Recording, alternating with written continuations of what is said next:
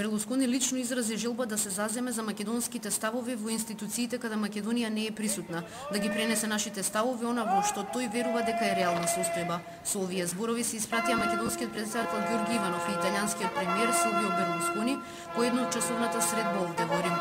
Берлускони рече дека е силен партнер и поддржувач на Западен Балкан и смета дека неговото место е во Европската унија.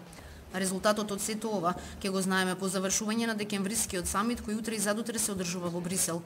Претседателот Иванов, кој е задоволен од напорите на Италија за зајакнување на соработката со Македонија по прашањето на евроинтегративните процеси, рече дека не очекува изненадувања во заклучоците за Македонија.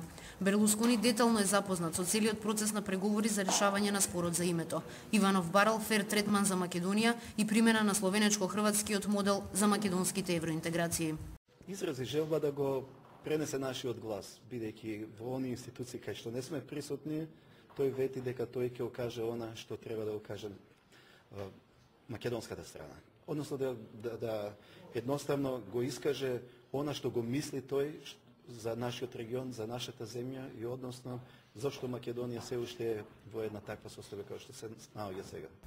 Италијанскиот премиер и македонскиот претседател разговараа и за можноста за учество на италијански компании на тендерот за Чебрене галиште, за приклучувањето на Македонија кон Јужен тек, како и реализација на програмата под покровителство на Берлускони и Иванов за создавање млади лидери.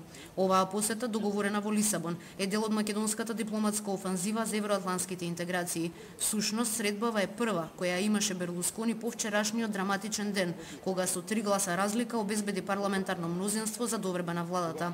Затоа ова средба помина со огромно внимание од италијанските медиуми. Од Рим, Ивона Талевска, Сител телевизија.